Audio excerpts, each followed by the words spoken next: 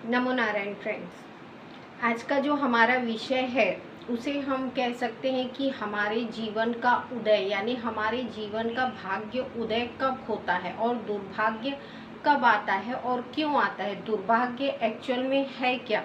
दुर्भाग्य हमारे जो कर्म है, जो गलत कर्मों के द्वारा हमारे शरीर में स्थापित होते हैं, यानी आते हैं हमारे जीवन में, उन्हें हम दुर्भाग्य कहते हैं। जैसे कि यदि आपके जीवन में बहुत समय से ऐसी परेशानियां चल रही हैं जिनका समाधान हम नहीं खोज पा रहे, तो हम समझने लगते हैं कि ये हमारा दुर्भाग्य है। पर देखिए, हर समस्या का समाधान हमारे जीवन में ही होता है, हमारे पास ही होता है, पर हम कभी कभी उसे समझ नहीं पाते। क्यों? क्योंकि हम उस दिशा में सोचते ही नहीं। जो आध्यात्म है, आध्यात्म की दृष्टि से जो जीवन को देखते हैं और समझते हैं, उन्हें पता होता है कि जो भी समस्या है उसका समाधान पहले से निश्चित किया गया है। यानी जो भी समस्याएं हमारे जीवन में आती हैं उनका समाधान पहले से ही निश्चित होता है। सिर्फ हमें उन समस्याओं के समाधान की तरफ अपना दृष्टिकोण ले जाना होता है। जब कभी भी हमारी लाइफ में बहुत ज़्यादा टेंशन होती है तो हम तनाव से घिर जाते हैं, पर हम उस दिशा में नहीं सोचते कि इसका हल क्या होना चाहिए। ऐसे बहुत कम लोग होते हैं जो क्विकली अपने जीवन की समस्याओं के बारे में फैसले लेते हैं, पर बहुत से ऐसे लोग हैं जो सिर्फ और सिर्फ टेंशन में बैठ जाते हैं। देखिए, दुर्भाग्य का एक कारण ये होता है कि यदि आप किसी प्रकार के गलत व्यसनों में फंसे हैं तो आपके घर में दुर्भाग्य आएगा ही, अर्थात आपकी लक्ष्मी का व्यय होगा। यदि हम किसी गलत व्यसन में हैं तो हमारे जीवन में दुविधाएं आती रहेंगी, समस्याएं आती रहेंगी।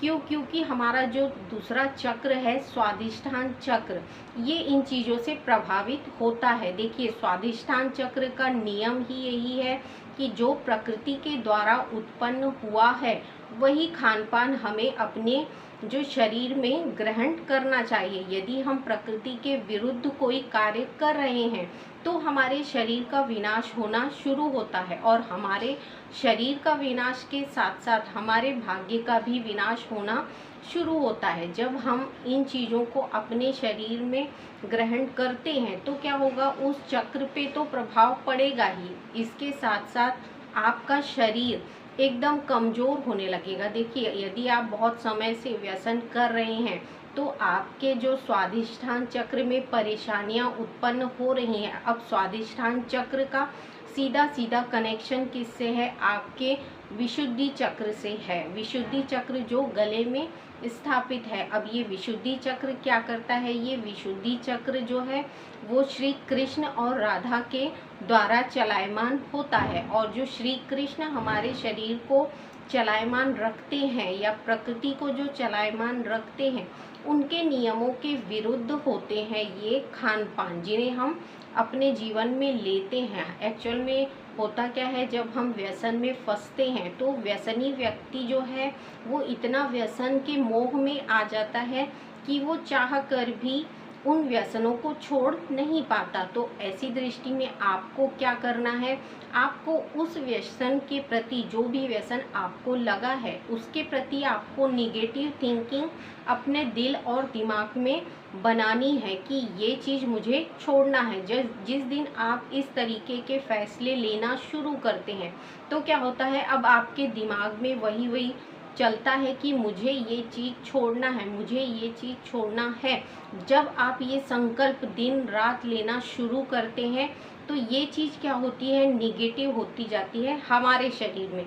यदि हम उसे पॉजिटिव देते हुए चलेंगे तो वो हमारे शरीर को जकड़ने लगती है, और यदि हम उसके प्रति अपनी भावना, अपनी सोच निगेटिव करेंगे तो ये हमारे शरीर को छोड़ने लगती है। यदि आपको निगेटिव चाहिए, यदि आप उस चीज़ को छोड़ना चाहते हैं तो आपको क्या करना है, सबसे बेस्ट उपाय है कि जो हल्दी होती है, हल्दी की गांठ, आप उसकी एक छोटी सी गांठ अपने मुंह में दबाकर रखिए। देखिए, माता जो लक्ष्मी है उनकी पूजा की जाती है हल्दी के द्वारा, और हल्दी एक ऐसा तत्व है जो हमारे शरीर के निगेटिव पॉइंट को घटाते हुए प्लस पॉइंट को बढ़ाता है, हमारे शरीर के प्लस पावर को बढ़ाने में ताकतवर होता है। एंटीबायोटिक होता है तो हमारे शरीर में जब भी कोई बीमारी या परेशानी होती है तो हम हल्दी का प्रयोग जरूर करते हैं आयुर्वेद के हिसाब से। तो जब हम हल्दी का प्रयोग करते हैं तो वो हमारे शरीर में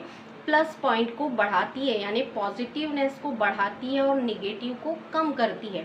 तो आपको क्या करना है, जब आपको व्यसन की इच्छा होती है, किसी भी प्रकार का व्यसन, तो आप उस हल्दी की गांठ को अपने मुंह में रखिए। यदि आपको छोड़ना है तो आप उस गांठ के द्वारा क्या होगा, आपके जो मुंह में जितने भी इच्छाएं हैं व्यसन को लेने की, ये इच्छाएं प्लस में कन्वर्ट होंगी और आपका जो दिमागी संतुलन है, जो व्यसन के लिए आपको उकसाता है या आपको बुलाता है, तो ये चीज़ क्या करेगी, आपको प्लस में कन्वर्ट करेगी। जब आप प्लस में कन्वर्ट होंगे तो आपको खुद ब खुद समझ में आएगा कि मुझे ये चीज़ नहीं करनी है। तो आपका जो स्वाधिष्ठान चक्र है ये पावर में आएगा और आपका विशुद्धि चक्र, जिसके द्वारा आप इस व्यसन को कर रहे हैं, ये भी प्लस में आने लगेगा।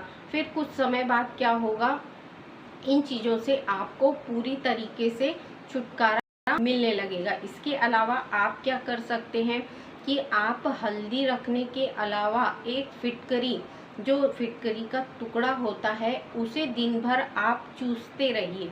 दिन भर आप जब इस चीज़ को चूसेंगे तो आप देखेंगे कि आपके मुंह से और आपके गले से इस चीज़ की तृष्णा मिटने लगती है। ये एक प्रकार के व्यसन जो होते हैं ये एक तृष्णा के समान होते हैं। जिस प्रकार हमें पानी की प्यास लगती है तो हम पानी पीते हैं, उसी प्रकार हमारी तृष्णा या जितने भी व्यसनी व्यक्ति हैं इनकी तृष्णा जब जागृत होती है व्यसन के लिए, तो इन्हें लगता है कि हमें उस व्यसन के पास जाना चाहिए। तो हम यदि छोड़ना चाहते हैं व्यसनों को, तो आप उस चीज़ को, फिटकरी को अपने मुंह में रखकर उसे दिन भर चूसिए। तो शाम होने पर, अधिकतर व्यसन जो होते हैं वो शाम के समय शुरू होते हैं। जितने भी व्यसनी व्यक्ति हैं इनका दिन भर तो अच्छा गुजर जाता है और अच्छे रहते हैं, पॉजिटिव रहते हैं, पर इनका निगेटिव कब बढ़ता है, शाम के समय। तो आप शाम के समय इस फिटकरी को अपने मुंह में रखिए या हल्दी की गांठ का एक टुकड़ा अपने मुंह में रखिए। तो आपका जो शाम का समय होगा उसमें अब आपकी बॉडी में प्लस पॉइंट उतरने शुरू होंगे। जब आपके प्लस पॉइंट उतरने शुरू होंगे तो आपको व्यसन उस दिशा में ले जाएगा ही नहीं जिस दिशा में आपको जाना है। अब आपका क्या होगा, जो व्यसन की आदत है वो धीरे धीरे आपकी छूटने लगेगी। अब इन उपायों के साथ साथ हमें क्या करना है, जब हम आध्यात्म में बैठते हैं तो हमारे स्वाधिष्ठान चक्र पे हमें प्रेयर करना है इस व्यसन को छोड़ सकने की। यदि हमारी इच्छा बन जाती है, हमारी प्रवृत्ति बन जाएगी, तो ये व्यसन अपने आप छूटने लगेंगे। यदि हम संकल्प लेना शुरू कर दें किसी कार्य को छोड़ने का, तो सबसे पहले आपको संकल्प लेना है कि हम इस चीज़ को नहीं करना चाहते। क्यों? क्योंकि ये हमारे चक्रों को खराब कर रही है, ये हमारे शरीर को खराब कर रही है।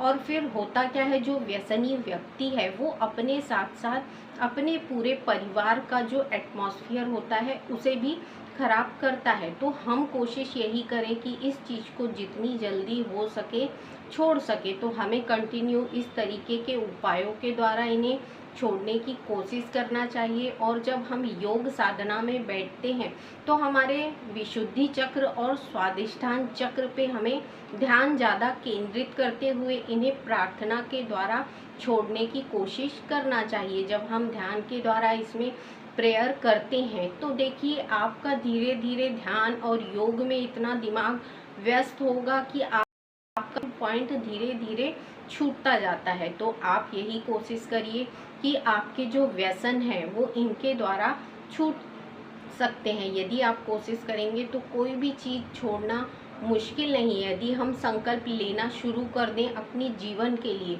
कि हमें ये चीज़ें नहीं करना है, तो हम बहुत कुछ छोड़ सकते हैं। जब आप आध्यात्म शुरू कर देंगे, मेडिटेशन करना शुरू कर देंगे, तो देखिए ये सारी चीज़ें आपके साथ घटित होंगी कि आपके जितने भी बुरे व्यसन हैं ये अपने आप धीरे धीरे करके छूटने लगते हैं। जब ये छूटने लगते हैं तब हमें एहसास होता है कि अभी तक हमने क्या खोया है। जो हम खो चुके थे वो समय अब वापस तो नहीं आएगा, पर अब जो समय आएगा वो हमारे सक्सेस के लिए होगा। यदि आप अपने घर में बरकत चाहते हैं, माता लक्ष्मी की कृपा चाहते हैं, तो आपके घर में कोई भी व्यसनी व्यक्ति है तो उसे आप कोशिश करिए सुधारने की, क्योंकि व्यसनी व्यक्ति का जो शरीर होता है वो तो खराब होता है, और उसके साथ साथ जो घर का माहौल है, वातावरण है, वो भी खराब होने लगता है। फिर जो देवी और देवताओं की हमारे घर में दशा होनी चाहिए वो नहीं रह जाती। अब क्या होता है, हमारे घर में दरिद्रता ज़्यादा आने लगती है, भाग्य हमसे रूठने लगता है। क्यों? क्योंकि हम उसके द्वारा बनाई हुई चीज़ों का सेवन कर नहीं रहे। तो जो प्रकृति में बनाया गया है उसके द्वारा यदि हम चलते हैं तो हमारे शरीर में कोई भी फॉल्ट नहीं आएंगी। यदि हम बीमार और परेशान रहते हैं हर चीज़ से, पैसे से लेके स्वास्थ्य से लेके हर किसी चीज़ से, तो हमें इस विषय पे सोचना चाहिए कि ये एक्चुअल में होता किस लिए है। जितने भी व्यसनी व्यक्ति हैं, आप देखिए भले ही बहुत पैसा होगा उनके पास, पर उनके घर में सुख, शांति और समृद्धि आपको दिखाई नहीं देगी, क्योंकि माता लक्ष्मी जो है वो शुद्ध और पवित्र स्थान में स्थापित रहती हैं। भले ही आपके पास पैसा आएगा, बहुत ज़्यादा आएगा, पर वो पैसा आपके पास टिकेगा नहीं, वो लक्ष्मी फलित लक्ष्मी नहीं होगी। इसीलिए यदि आपके घर में कोई व्यसनी व्यक्ति है तो उसे कोशिश करें कि आध्यात्म के द्वारा, ध्यान के द्वारा सुधारने की कोशिश करें। यदि उसके सारे चक्र एक दिशा में आते हैं तो उसका आध्यात्म जागृत होता है। जब हमारे शरीर के पूरे देवी और देवता जागृत हो जाते हैं तो हमें वो किसी गलत दिशा में जाने ही नहीं देते। इसलिए कहा जाता है आध्यात्म को जानिए, और इसके द्वारा जो हमारे शरीर में लाभ मिलते हैं उन्हें प्राप्त करिए। यदि हम आध्यात्म को करते हैं, ध्यान साधना को करते हैं, तो हमें पता चलता है कि ये सारी सच्चाई जो हम पहले नहीं जानते थे, ये हम धीरे धीरे करके जानने लगते हैं। बहुत सारी ऐसी चीज़ें हैं जिन्हें हम अभी तक जान नहीं पाए, पर हम यदि जानने की कोशिश करेंगे तो प्रकृति हमें अपने सारे रहस्य खोल के देती है। यानी सारे रहस्य किस प्रकार के, जो हम अपने शरीर में जानते हैं वो हम अपने लिए जानते हैं, पर हम दूसरों को वो चीज़ें बता सकते हैं जो दूसरे अभी तक नहीं जान पाए। तो हमारी कोशिश यही होती है कि हम आध्यात्म में बैठें और अपने ही शरीर पे इन चीज़ों को जानने की कोशिश करें कि आध्यात्म एक्चुअल में है क्या। आध्यात्म हमारे शरीर के आंतरिक चीज़ों की सफाई है। यदि हम अपनी चीज़ों को साफ कर लेते हैं, देखिए बाह्य रूप में तो हर कोई साफ दिखता है, स्वच्छ होता है, पर आंतरिक शरीर जो हम अपने शरीर को देख नहीं पाते, इसको देखने का जो दृष्टिकोण है वही आध्यात्म है। आध्यात्म के द्वारा हम अपने अंतःकरण को साफ करते हैं, अपने चक्रों को साफ करते हैं, उनके द्वारा मिलने वाले बेनिफिट्स जितने भी लाभ हैं उनको प्राप्त करने की कोशिश करते हैं, उनके द्वारा दिए गए ज्ञान को अपने जीवन में उतारने की कोशिश करते हैं। तो यही मैं आप सबसे विनती करती हूँ कि आप आध्यात्म को जानिए। इसके सारे बेनिफिट्स आप जब खुद की लाइफ में रियल महसूस करेंगे तो आपको पता चलेगा कि ये एक इमेजिन होता है, ये एक ऐसा जादू है जो हर कोई अपने शरीर में प्राप्त कर सकता है, पर लोग करते नहीं। क्यों? क्योंकि उनके शरीर की जो बाह्य भटकन है, यानी भौतिक जीवन जो उनको प्रिय है, यानी बाहरी वस्तुओं में उनका जो लगाव है वो उनसे आध्यात्म करवाता नहीं। जो आध्यात्मिक व्यक्ति होते हैं उन्हें भौतिक जीवन से कोई लेना देना नहीं रहता, यानी बाह्य शरीर में उन्हें कोई इंटरेस्ट नहीं होता। उनका आंतरिक शरीर जो होता है वही इतनी सारी चीज़ें बताता रहता है कि हम आध्यात्मिक व्यक्ति उसी में व्यस्त रहते हैं। तो आपको यदि आध्यात्म जानना है तो इसमें बैठिए, योग साधना करिए, कुछ नहीं तो 15 से 20 मिनट योग साधना करिए, अपने शरीर को स्वच्छ और पवित्र करिए। अगले वीडियो में मैं कुछ फिर से नया लेके आऊँगी, तब तक के लिए नमो नारायण।